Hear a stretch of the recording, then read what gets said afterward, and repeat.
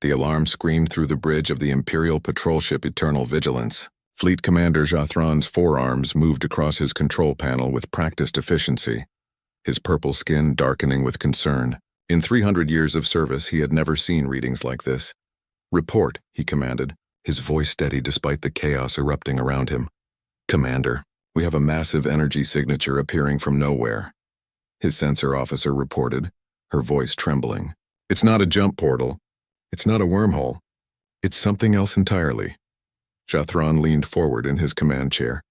Space itself was tearing open before them, a wound in reality that pulsed with colors that had no name. His ship's computers screamed warnings about radiation levels, gravitational anomalies, and energy outputs that should not exist. Then it appeared. The ship that emerged was unlike anything in the Imperial database. It was enormous, easily 3 times the size of his flagship. Its hull was smooth and dark, absorbing light rather than reflecting it. Strange symbols marked its side, and weapons ports dotted its surface like the eyes of some ancient predator. The design was alien, aggressive, and beautiful in a terrifying way. "All ships battle stations," Jathron ordered. His fleet of 12 patrol vessels moved into defensive formation, though he knew deep in his heart that if this unknown ship was hostile, they would not survive long enough to send a warning. "Commander, it's broadcasting," his communications officer said, "but the language is ancient." "The computer is trying to translate now," Jathron waited. The Galactic Empire had ruled known space for 3,000 years. They had cataloged every spacefaring species, absorbed or allied with hundreds of civilizations. There should be nothing unknown left. But this ship proved that assumption wrong. "Translation complete, sir. It's human." The word sent a shock through the bridge. Human. The species that had vanished 800 years ago, presumed extinct or fallen back into primitive darkness. The Empire had discovered them once, briefly made contact with a small fleet of colony ships. Then those ships had disappeared, their navigation systems failing, their distress calls going silent. The Empire had searched for decades but found nothing. Eventually, humanity became a footnote in galactic history, a cautionary tale about species that reached too far too fast. "Hail them," Jathron ordered. "Use every frequency. If they're human, they may not have modern communication protocols." For long minutes, there was only silence. The human ship hung in space like a sleeping giant, its weapons powered but not targeting anything. Jathron's tactical officer reported that the ship's shields were active and unlike anything they had encountered. They seemed to shift and phase, making it impossible to get accurate readings. Then the response came. "This is the United Earth Systems Navy ship Indomitable. We received your hails but needed time to verify you weren't hostile. Identify yourselves and state your intentions."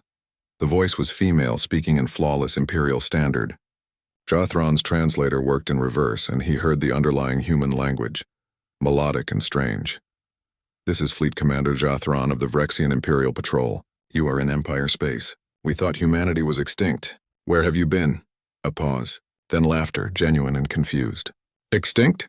We've been exploring and colonizing for 800 years. We have 52 colony worlds, 14 major shipyards, and a population of 40 billion. Who told you we were extinct?" Jathron felt all 4 of his heart skip a beat. 52 worlds. That was impossible. The humans they had met 8 centuries ago barely had functional faster-than-light travel. They had been struggling, desperate, fleeing some disaster on their homeworld.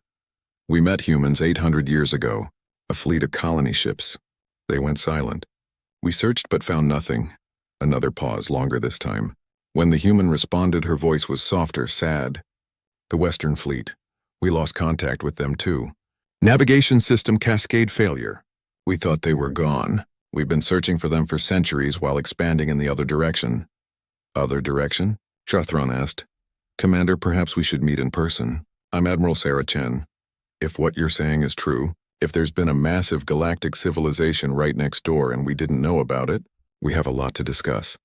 Jathron made a decision that would change galactic history. "Agreed. I'm transmitting coordinates for a neutral location. We'll construct a meeting station there." "Understood. Indomitable will hold position here." "Just one question, Commander." "Yes? You called this a patrol fleet. How many ships does the Empire have?" Jathron felt pride swell in his chest. "The Imperial Navy commands 17,000 warships across 1,000 star systems. How many ships does Earth have?" The response chilled him. "In this sector? Just the Indomitable. It's a scout frigate, one of our smallest long-range vessels. Our main battle fleet operates closer to home. We have about 300 capital ships and maybe 2,000 support vessels. The connection went silent as both sides processed this information. Jathron's tactical officer pulled up the scans of the Indomitable again, triple-checking the readings. If this was their small ship, if their technology was this far ahead of Imperial standard, then humanity had not simply survived. They had evolved into something the galaxy was not prepared for. "Commander," his science officer whispered, "I've been analyzing their ship. Their power generation is off our scale. Their weapons use principles our physicists say are impossible. Their shields exist partially outside normal space-time. If they have 300 ships larger than this one..." Jathron understood. The Empire had 17,000 ships. But if each human ship was worth 50 Imperial vessels, the mathematics became terrifying. Humanity could fight the Empire to a standstill, maybe even win, and they didn't even know the Empire existed until today. "Send a priority transmission to High Command," Jathron ordered. "Code Phoenix.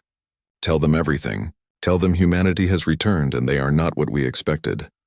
As his ship began preparing for the meeting, Jathron studied the image of the Indomitable on his screen. Somewhere aboard that ship, Admiral Chen was probably doing the same thing, looking at his fleet, wondering about the empire that had found her.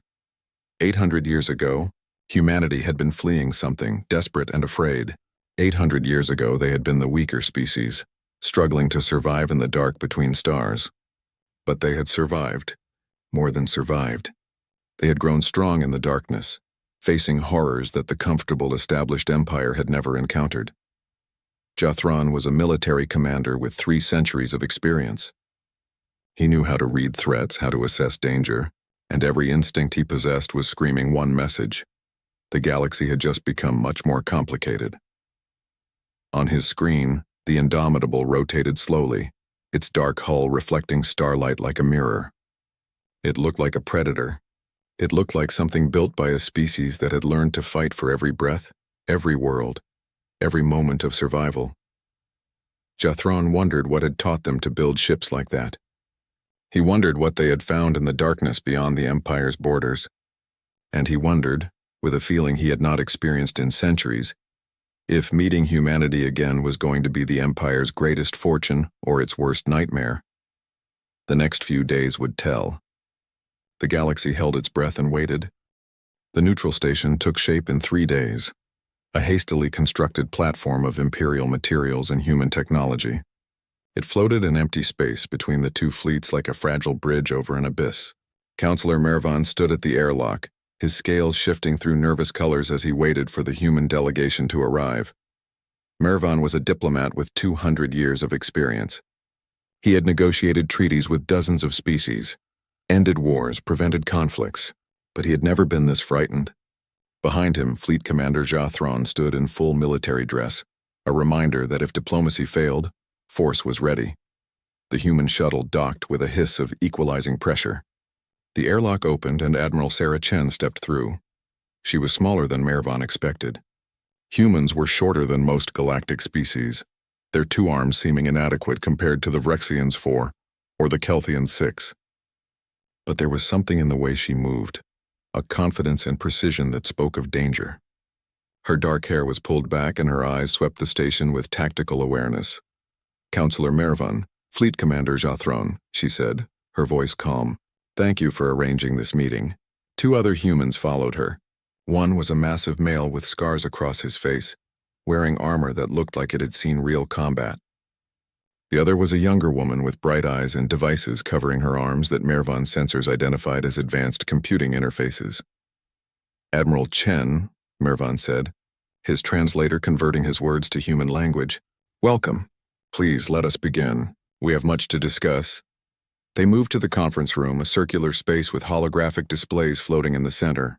As they sat, Mervan activated the recorder. This conversation would be studied by historians for centuries. "Let's start with the obvious question," Chen said. "You thought we were extinct. We thought we were alone. How did this happen?"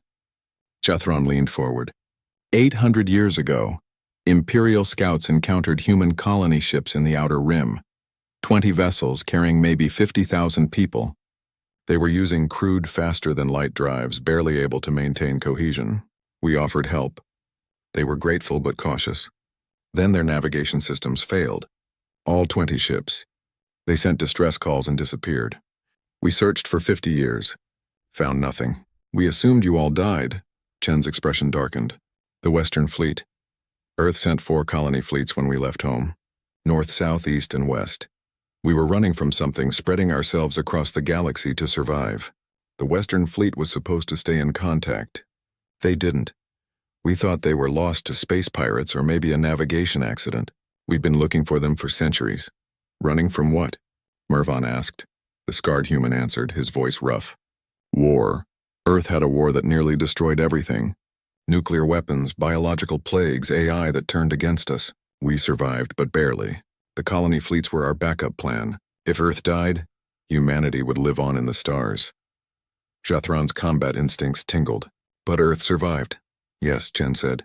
We rebuilt. It took a century, but we rebuilt. And then we started expanding. The eastern and southern fleets thrived. We found habitable worlds, established colonies, developed new technologies. We had to, because space was not empty. The young woman with the computers activated a holographic display. Images appeared and Mervan felt his blood chill. Massive machines, swarms of them, consuming everything in their path. Living ships made of twisted organic metal. Spatial anomalies that seemed alive, hungry. We found things out there, Chen said quietly. Things the Empire never encountered because you stayed in your comfortable, mapped territory. We were in the deep darkness beyond the known systems. We found horrors. The Harvesters, Jathron said, studying the images. What are they?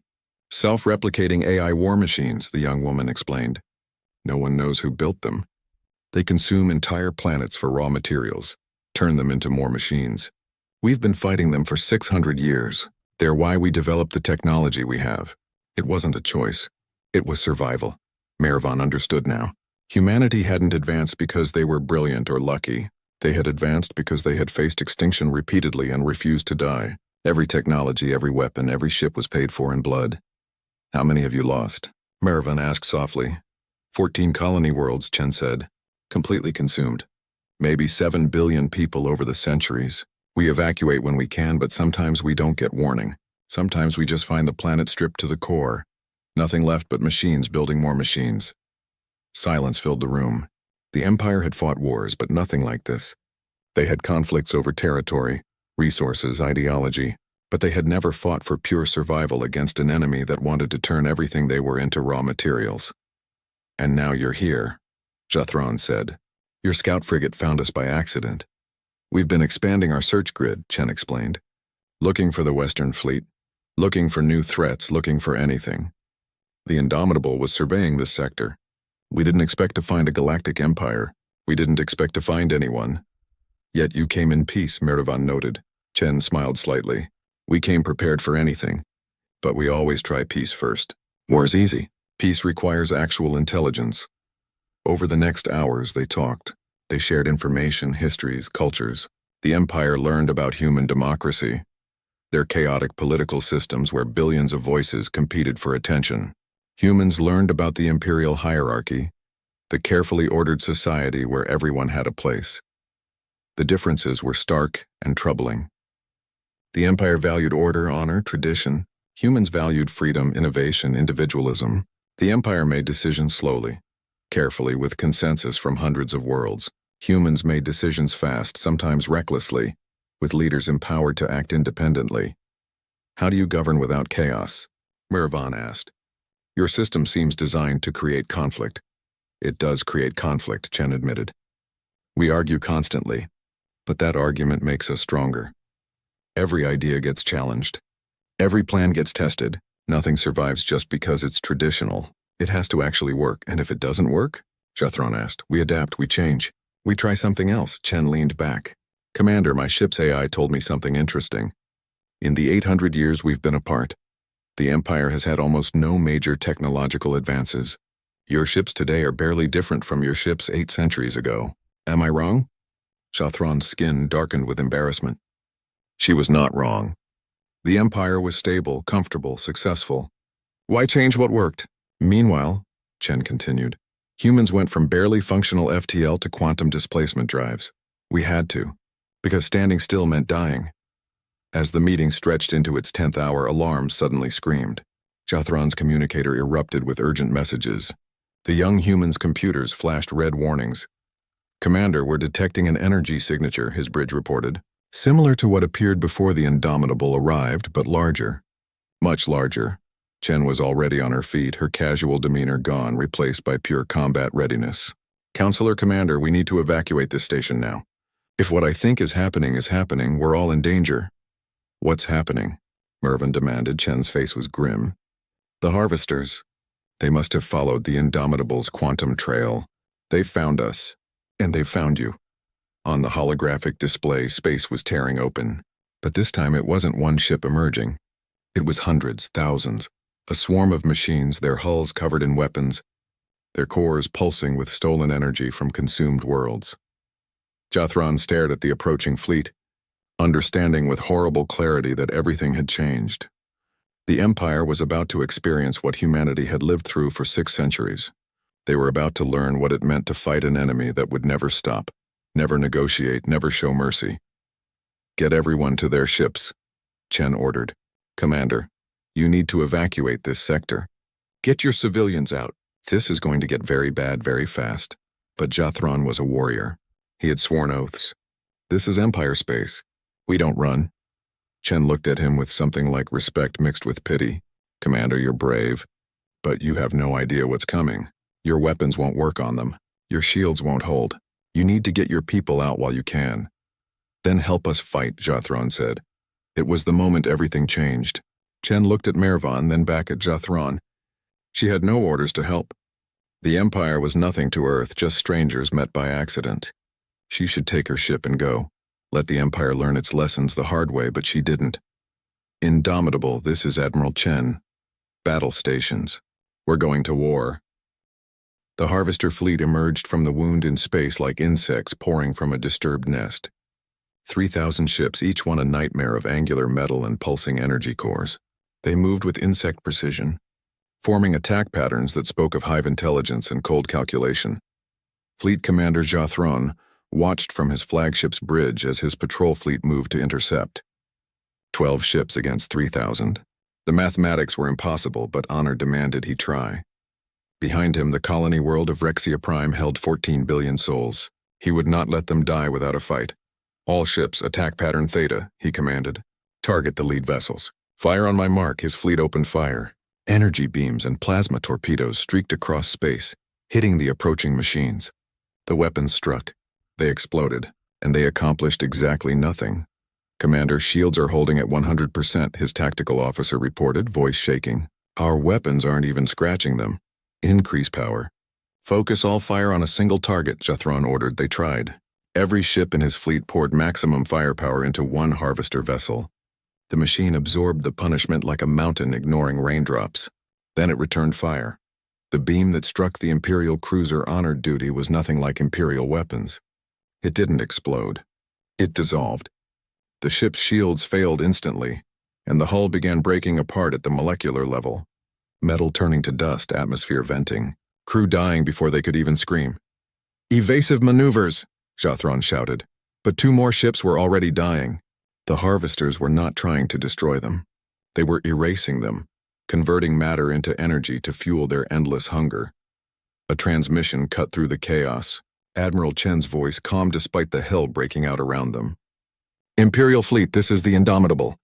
We're jumping in. Follow our lead and maybe we all survive this." Space twisted, and the human warship appeared directly between the Imperial fleet and the harvesters. It was suicide. Jothron wanted to scream at Chen to retreat, but the words died in his throat as the Indomitable opened fire. The weapons that emerged from the human ship were beautiful and terrible. They didn't look like beams or projectiles. They looked like reality breaking. Space itself twisted around the harvester ships, and suddenly 3 of them simply folded inward and vanished, crushed by their own mass as local gravity increased to impossible levels. "Quantum displacement cannons." Chen's voice came through. They compressed space-time around the target. "Now, Imperial ships, listen carefully. Your weapons won't hurt them, but you can help. We need you to herd them. Drive them toward us. Make them cluster together. Jathron understood instantly. All ships new formation. We're bait. Draw them in tight, then break away when the human ship fires. Move! The Imperial fleet danced with death. They flew close to the harvesters, tempting them, pulling them into pursuit patterns that bunched the enemy together. Then the Indomitable would fire and reality would scream as machines were crushed into nothing. But there were so many. For every 10 the humans destroyed, 100 more pushed forward. The harvester fleet was approaching Vrexia Prime and nothing could stop them all. Commander, we're detecting ground strikes, his communications officer reported. The harvesters are landing troops on the surface. Evacuation is underway, but we can't save everyone. Jathron made a decision. Admiral Chen, I'm taking 3 ships to the surface.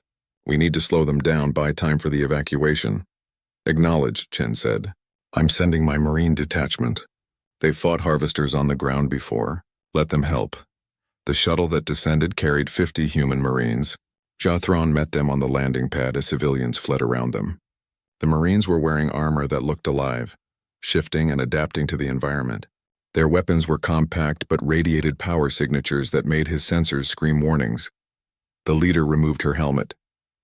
She was young, maybe 30 in human years, with cold eyes that had seen too much death. Colonel Rodriguez. Where do you need us? The capital city, Jathron said. 3 million civilians still evacuating. The harvesters are breaking through our defenses. Show me. They flew over a war zone.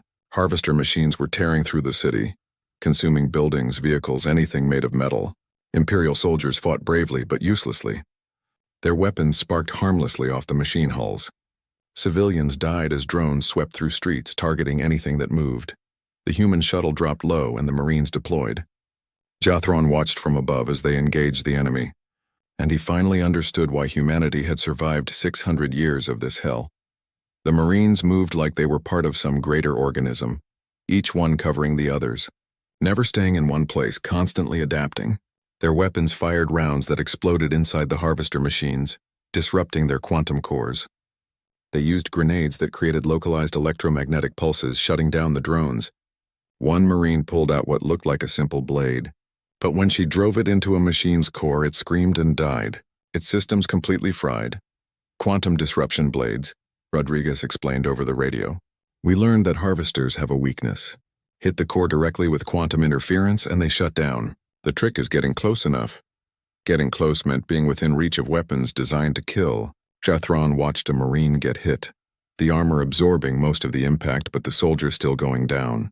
Immediately, 2 others covered the retreat, dragging their comrade to safety while maintaining suppressing fire. They fought for 6 hours. 6 brutal, bloody hours. The Marines killed hundreds of machines, saved thousands of civilians, held impossible lines against overwhelming odds, and they did it with casual efficiency, like they had done it 1,000 times before.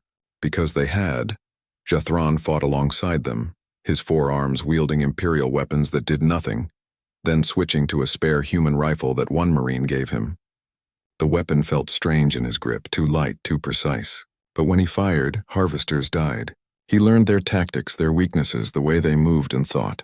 He learned how to survive against an enemy that should not be survivable. Above them, the space battle raged. The Indomitable was fighting alone now, the Imperial fleet too damaged to do more than evacuate ships. Admiral Chen's warship danced between enemy fire, its shields flickering but holding, its weapons carving paths of destruction through the machine swarm. But even the Indomitable had limits. Jathron watched from the ground as the human ship took hit after hit, its armor blackening, sections venting atmosphere. It was dying to save a world it had no connection to, protecting people it had met only days ago. All Imperial ships capable of flight, Jathron transmitted. Ramming speed. Target the largest harvester vessels. If we're dying today, we die like warriors. Commander, wait, Chen's voice cut through. Don't throw your lives away. I have one more trick. The Indomitable stopped firing. It stopped moving. It just hung in space while harvesters converged on it from every direction. Jathron screamed for Chen to move, to run, but she didn't respond. Then the human ship exploded, not destroyed. It detonated deliberately, a massive pulse of energy that radiated outward in every direction. It washed over the harvester fleet, and wherever it touched, machines shut down. Their weapons went dark. Their engines died. 3,000 ships became 3,000 pieces of dead metal, drifting helplessly in the void. The silence was profound. "Chen!" Jathron shouted into his communicator. "Admiral Chen, respond." Static. Nothing but static, then faintly a weak signal. "Still here, Commander." That was an electromagnetic pulse bomb. "We've been carrying it for emergencies. Shuts down everything electronic within a light-minute radius, including life support. How long can you survive?" "Maybe an hour on backup systems. After that, we suffocate." Jathron looked at his fleet, at the damaged ships barely holding together. Then he looked at his people, at the Marines who had fought beside his soldiers, at the civilians who had been saved by human courage. "All ships. Rescue operations. I want every human on that ship brought aboard Imperial vessels. Move fast. And someone find me an engineer who can restart their systems." They saved them. Barely. The Indomitable's crew was evacuated with minutes to spare. Admiral Chen the last to leave her ship. When she stepped onto Jathron's bridge, she was covered in soot, bleeding from a dozen cuts, exhausted beyond measure. But she smiled. "Thank you," she said simply. Jathron extended all four arms in the Rexian gesture of respect. "Thank you, Admiral. You saved my world. You saved my people." Chen looked out at the field of dead harvester ships. "Commander, I need to tell you something. This was just a scouting force, a test. The main harvester armada is still out there, and if they followed my ship here, they know about the Empire now. They'll come for your worlds. All of them. How long do we have?" Maybe a month. "Maybe less. They'll bring everything. Millions of ships. And without the Indomitable operational, without more human ships, the Empire can't stop them." Counselor Mervan, who had been coordinating the evacuation, stepped forward. "Then we need an alliance. Official. Immediate. Humanity and the Empire together." "The Emperor will never agree," Jathron said bitterly. "He'll see it as weakness." "Then we make him agree," Mervan said with surprising steel in his voice. The Imperial throne room was designed to make visitors feel small. It stretched for 100 meters, lined with pillars carved from single pieces of crystal that caught and reflected light in dazzling patterns. At the far end, elevated on a platform that required climbing 50 steps, sat Emperor Vox, then the Eternal, ruler of 1,000 worlds, the most powerful being in the galaxy. Until today. Admiral Sarah Chen climbed those steps with Fleet Commander Jathron at her side, and she did not feel small. She felt angry. 3 days of political maneuvering, 3 days of bureaucrats arguing while the Harvester main armada crept closer. 3 days wasted when they should have been preparing for war. The Emperor was old, maybe 500 years by Imperial standards, his scales dulled with age but his eyes still sharp. He studied Chen as she approached, his expression unreadable. "So," he said, his voice carrying across the vast chamber, "this is the human who destroyed a harvester fleet with a single ship. You have caused quite a stir in my empire, Admiral Chen." "Your Majesty," Chen said, using the formal title that had been drilled into her. "I caused nothing. The harvesters did. I just helped clean up the mess." Murmurs rippled through the assembled courtiers. Humans were supposed to be diplomatic, grateful, humble before the Emperor's magnificence. Chen was none of those things. "You are direct," the Emperor observed. "Your reputation precedes you. Fleet Commander Jathron speaks highly of your combat abilities. Counselor Mervan advocates loudly for an alliance. But I am curious, Admiral. Why should the Empire tie itself to humanity? We have managed quite well for 3,000 years without you." Chen had prepared for this question. She pulled out a small device and activated it. A holographic projection filled the throne room, showing the Harvester main armada. The assembled courtiers gasped. The fleet was incomprehensibly large, a swarm that blotted out stars. "This is why, Your Majesty. This fleet is heading toward your space. It will arrive in 18 days. When it does, every world in the Empire will be consumed. Every person, every city, every ship. Gone. Converted into raw materials to build more machines. Your 3,000 years of civilization will become fuel for an endless army. The Imperial Navy can defend us," a military advisor said. "We have 17,000 warships. And they won't stop even a fraction of this fleet," Chen replied. "I fought harvesters for my entire career. Your weapons don't work on them. Your shields can't hold them. Your tactics assume an enemy that wants territory or resources. Harvesters don't want anything. They just consume. Unless you want to watch your empire die, you need us. Or perhaps we need only your technology, another courtier suggested. Share your weapons and we can defend ourselves. Chen laughed, bitter and sharp. It took humanity 600 years to develop these weapons. 600 years of losing worlds, of watching billions die, of trying and failing and trying again. You think you can learn it in 18 days? You think you can manufacture quantum displacement cannons in your shipyards that have never built anything more advanced than plasma batteries? You are arrogant, the Emperor said. I'm realistic, Chen shot back. Your Majesty, I'm not here to beg. I'm here to offer a partnership. Humanity has the technology and experience. The Empire has the numbers and industrial capacity. Together we can win. Separately we both die. It's that simple. Jathron stepped forward. Your Majesty, I fought beside the humans on Vrexia Prime. I watched 50 of their marines hold off thousands of harvesters. I watched their ship sacrifice itself to save my world. They are warriors of the highest caliber. This is not an insult to the Empire. This is reality. We need them. The Emperor was silent for a long moment. Then he spoke, his voice heavy with the weight of 3 millennia of rule. If I agree to this alliance, I acknowledge that the Empire cannot protect itself. I show weakness to every rival, every ambitious faction within my own government. I risk civil war for the sake of an external threat that may never arrive. It will arrive, Chen said quietly. I've seen it happen. I watched machines consume my home colony when I was 10 years old. I watched my parents die trying to buy time for evacuation ships. I spent my entire life fighting this enemy. They will come. The only question is whether you'll face them alone or with allies. The throne room doors burst open. A messenger ran in, protocol forgotten in his panic. Your Majesty, we're receiving reports. 3 Imperial worlds in the Outer Rim have gone silent. All communication cut off. Long-range sensors show energy signatures consistent with harvester activity. The courtiers erupted in chaos. The Emperor's expression hardened. How long? The attacks happened 6 hours ago, Your Majesty. By the time we got there, the planets were stripped. Nothing left. 14 billion people gone. Chen felt sick. It had started. The harvesters weren't waiting. They were already feeding, building strength for the main assault. Admiral Chen, the Emperor said, his voice cutting through the noise. What do you need? Everything, Chen said. I need your shipyards working at full capacity. I need your best engineers learning our technology. I need every ship you have refitted with weapons that can actually hurt these things. And I need the human fleet here as fast as possible. How long for your fleet to arrive? 2 weeks if they push the quantum drives to maximum. But Your Majesty, even with both our fleets, we're outnumbered 100 to 1. We need a strategy. We need a battlefield we choose. We need every advantage we can create. The Emperor stood, his ancient body moving with surprising grace. Then we begin. Counselor Miravan, you are now ambassador to humanity. Coordinate with Admiral Chen. Fleet Commander Jathron, you will oversee the military integration. I want human advisors in every major fleet. I want our ships capable of fighting within 10 days. Your Majesty, a courtier protested.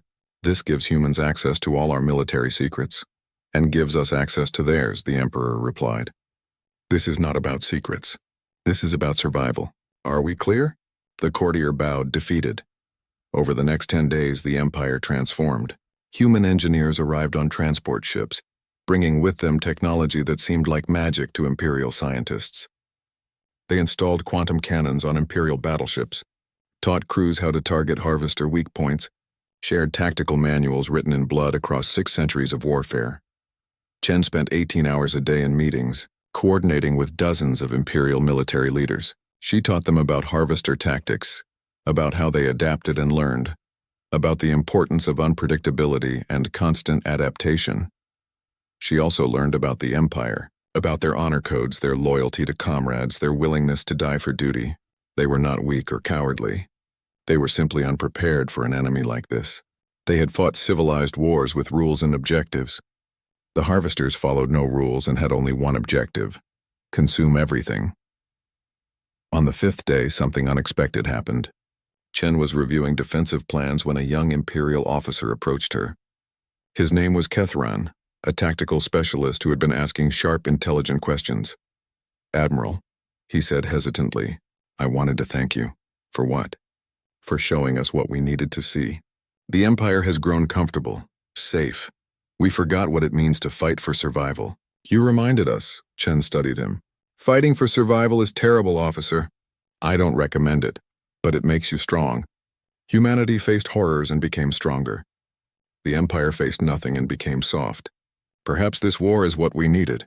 No, Chen said firmly. War is never what anyone needs. War is what happens when everything else fails. Don't romanticize it. People will die. Billions of people. Good people. People with families and dreams and futures. They'll die because machines decided organic life is inefficient. There's nothing noble or necessary about that. It's just tragedy. Kethran was quiet for a moment. Then he nodded. You're right. I apologize. Don't apologize. Just fight well when the time comes. Honor the people we're trying to save by making sure they survive. On the 10th day, the human fleet arrived. 80 warships, each one bristling with weapons that made space itself nervous. They moved in perfect formation, like a school of predatory fish, beautiful and deadly. Admiral Chen stood on the bridge of the repaired Indomitable and watched them arrive with pride. Her second-in-command, Captain Torres, stood beside her. Think we can win this? I don't know, Chen admitted. But we have to try. Because if we lose, there's nothing left. No home to return to. No future to build. Just machines and emptiness. Then we better not lose. The combined fleet assembled. 1,200 Imperial ships and 80 human vessels. It should have been impossible. Two civilizations that had never worked together suddenly fighting as one unit. But desperation creates cooperation. Every captain knew what was at stake. Jathron moved his command to the Indomitable's sister ship, working directly with human tactical officers to coordinate the combined fleet. The plan was simple in concept, horrifying in execution. They would meet the Harvester Armada in the Abyss Expanse, empty space between star systems. No civilians, no worlds to protect, just two forces meeting in the void to determine the fate of organic life in the galaxy. On the 18th day, sensors detected the approaching enemy. The Abyss Expanse lived up to its name. Empty space stretched in every direction. No stars nearby, no planets, nothing but void. It was the perfect battlefield. No civilians to protect, no infrastructure to save. Just two forces meeting to decide which would continue existing. Admiral Sarah Chen watched the Harvester Armada approach on her tactical display. 3 million ships. The number was so large it became meaningless, abstract. Her mind tried to comprehend it and failed. She had fought harvesters for decades, but never anything approaching this scale. Distance to engagement range? She asked. 40 minutes at current speeds, her tactical officer replied. They're not trying to avoid us. They're coming straight on. Of course they were. Harvesters didn't fear. They didn't strategize beyond basic optimization. They saw targets and consumed them. Simple, efficient, terrifying. Beside her, Fleet Commander Jathron studied the same display. In the past 18 days, the four-armed Vrexian warrior had become more than an ally. He had become a friend. They had fought together, planned together, learned to trust each other's instincts in combat. First time I saw the Indomitable, I thought it was the most dangerous thing in the galaxy, Jathron said quietly. Now I realize it was trying to survive something even more dangerous. That's humanity, Chen said. We're not the strongest or smartest species. We just refuse to die quietly. A useful trait. Today we'll see if it's useful enough. The combined fleet moved into formation. The strategy was called the Chen Maneuver, though Chen hadn't named it. The human ships would use their quantum displacement drives to create artificial gravity wells across a wide area. The harvesters, following basic optimization patterns, would funnel into the gravity wells to save energy. That's when the Imperial ships would hit them, concentrating overwhelming firepower in narrow kill zones. In theory, it was brilliant. In practice, it required perfect timing, coordination between two species that had never fought together before, and luck. Lots of luck. All human ships begin quantum displacement, Chen ordered. Create the wells on my mark. 80 human warships activated drives that bent space-time itself. Reality rippled like water and gravity increased along carefully planned vectors. Space became a maze where some paths required 10 times more energy to traverse than others. The harvesters, operating on efficiency protocols, would naturally choose the lower energy paths. Gravity wells established, Captain Torres reported. They're holding stable. Imperial fleet move into ambush positions, Jathron transmitted.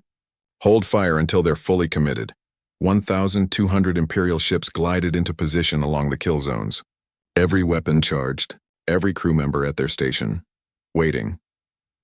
The Harvester Armada reached the gravity wells and did exactly what Chen predicted. The swarm began funneling into the low-energy corridors, clustering together, concentrating their forces into narrow channels. They didn't see the trap because they weren't designed to see traps. They only saw optimal paths. Now, Chen whispered. All Imperial ships fire. Shathran roared. Space erupted in light. 1,200 ships unleashed everything they had into tightly packed harvester formations. The new quantum cannons, installed by human engineers over the past 10 days, ripped through machine hulls. Plasma torpedoes found weak points. Kinetic kill vehicles slammed into cores at relativistic speeds. Harvester ships died. Hundreds of them. Thousands of them. The kill zones became graveyards of twisted metal and vented atmosphere. For a glorious moment, Chen let herself believe it would work. Then the harvesters adapted. That was the thing about self-learning machines. They learned fast. The swarm recognized the trap and stopped funneling. Instead, they spread out, accepting the higher energy cost to attack from every direction at once. The gravity wells that were supposed to control them became irrelevant. They're surrounding us, Torres said, his voice tight. Flanking maneuvers on all vectors. All ships collapse formation, Chen ordered. Form defensive sphere. Protect the Imperial vessels. The human ships moved with practiced precision, forming a protective shell around the less maneuverable Imperial fleet. The harvesters swarmed in and the real battle began. It was chaos. Beautiful, terrible chaos. Human ships darted and weaved, their superior maneuverability allowing them to dance between enemy fire. Imperial ships held the center, their massed firepower creating zones of death that even harvesters hesitated to enter. Together they fought as one organism, each part supporting the others. But there were so many enemies. For every harvester destroyed, 10 more took its place. The machines didn't care about losses. They just kept coming, endless and patient, knowing that organic beings tired and machines did not. Admiral, the Valiant Star is taking heavy fire, the communications officer reported. Shields at 20%. Indomitable moving to support, Chen said, piloting her ship toward the struggling Imperial cruiser. Her quantum cannons carved a path through the enemy swarm, and the Valiant Star managed to retreat to safety. But it was a temporary reprieve. Chen watched her tactical display with growing dread. They were losing. Slowly but inevitably, ship by ship, the combined fleet was being whittled down. In 2 hours, maybe 3, they would be overwhelmed. We need the Cascade device, Torres said quietly. Chen had hoped to avoid this. The Cascade device was humanity's ultimate weapon against harvesters. It sent out a quantum interference pulse that disrupted the hive network linking all harvester machines. Once triggered, it would shut down every machine in range. But there was a problem. The device only works if we can deliver it to their central command ship, Chen said. The one coordinating the entire armada. It's somewhere in the center of their formation. Getting there means flying through 2 million hostile ships. It's suicide. Then we die fighting instead of waiting, Torres replied. Admiral, we all knew this was a one-way mission. Let's make it count. Chen looked around the bridge at her crew. Young faces and old humans who had signed up knowing they might not survive. They weren't afraid. They were ready. She opened a channel to the entire fleet. All ships, this is Admiral Chen. We have a weapon that can end this, but someone needs to deliver it to the heart of the enemy formation. I'm taking the Indomitable in. Continue the fight. Protect the Empire. If we succeed, you'll know. The machines will go dark. Admiral, wait, Shathran's voice cut in. You can't do this alone. My ship will accompany you. Commander, you'll be killed. Then I'll die like a warrior protecting my empire. This is my choice, Admiral. Don't deny me this honor. Chen wanted to argue, but she understood. Some things mattered more than survival. Understood, Commander. Welcome aboard. Shathran's battleship Honor's Edge moved alongside the Indomitable. Together, the two ships turned toward the center of the Harvester Armada and accelerated to maximum speed. The flight through the enemy swarm was nightmare. Thousands of machines focused fire on them. The Indomitable's shields flickered and failed. Hull breaches vented atmosphere. Crew members died at their stations. But Chen kept flying, kept pushing forward, kept believing they could make it. Beside her, the Honor's Edge was taking even worse punishment. The Imperial battleship wasn't designed for this kind of fight. Sections were breaking away, weapons going offline, life support failing, but Jathron kept pace, his ship's weapons clearing a path when the Indomitables failed. "Commander, your ship can't take much more," Chen transmitted. "Neither can yours," Jathron replied calmly. "Keep flying, Admiral. We're almost there." The central command ship was massive, 10 times the size of any other harvester vessel. It pulsed with energy, coordinating the entire swarm through quantum-entangled communication networks. If they could destroy it, shut down its network, the entire armada would collapse. "Torres, prepare the cascade device," Chen ordered. Device armed. "Admiral, I'm getting strange readings. The command ship is charging something. A weapon we haven't seen before." Chen saw it too. The massive ship's core was glowing brighter, energy building to impossible levels. If that weapon fired at the Imperial fleet, it would be over. They had to stop it now. "Full speed," she ordered. "Ram it if we have to." The Indomitable surged forward, every remaining thruster firing. The Honor's Edge kept pace. They were 100 kilometers away, 50, 20. The command ship's weapon reached full charge. "Now!" Chen screamed. Torres activated the cascade device and launched it from the Indomitable's torpedo tubes. The small device streaked across the remaining distance and impacted the command ship's hull. For a moment, nothing happened. Then reality screamed. The quantum interference pulse radiated outward at the speed of light, an invisible wave of disruption that severed every quantum link, shut down every hive connection, collapsed the entire network. The command ship went dark. Then the ship next to it. Then 100 ships. 1,000. 1,000,000, 3,000,000 harvester vessels, each one a terrifying war machine, simply stopped. Their weapons powered down. Their engines died. Their intelligence vanished, leaving them as nothing more than metal shells drifting in space. The silence was profound. "Did it work?" Torres asked, his voice barely a whisper. "It worked," Chen confirmed, checking her sensors. "They're all dead. Every single one." Cheers erupted across the combined fleet. Humans and Imperials celebrated together, the joy of survival.